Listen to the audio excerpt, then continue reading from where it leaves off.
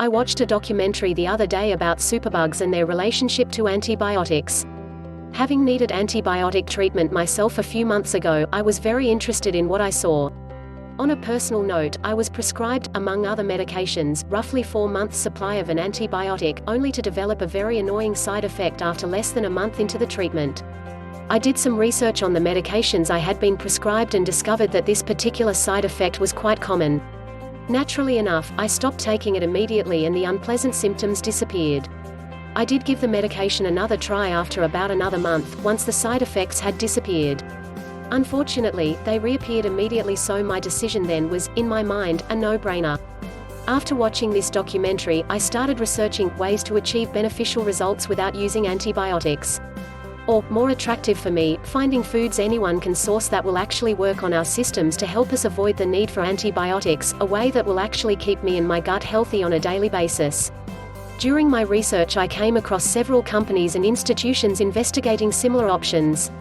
One of the most recent I read was a huge report from Medical News Today 2018, listing foods, from garlic to oregano, that are being shown to have very beneficial effects.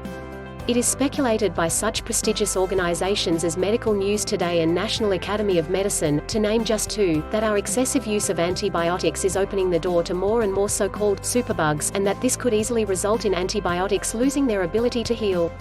Research into this matter by the large medical organizations across the world is ongoing, but takes time and money, and we don't know how much of that we have.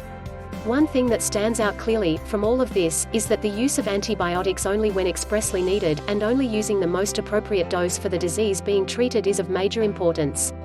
This is difficult, but not impossible to achieve. But is vital if we want to reduce the incidence of superbugs that are negating our antibiotics today.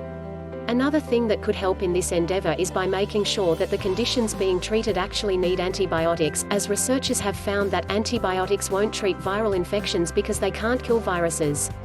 And yet, sometimes antibiotics are still prescribed. Is this in hope that they may succeed?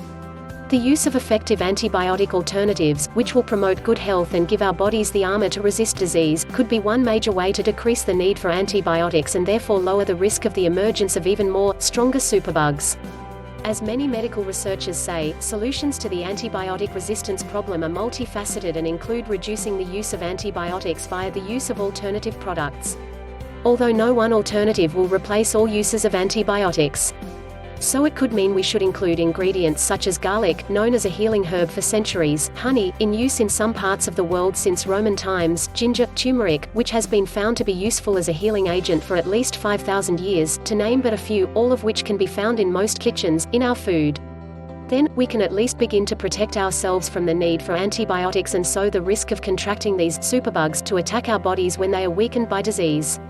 We can also build resistance by taking more exercise, but that is a subject for another day. Visit links in video description below for more info on natural cures.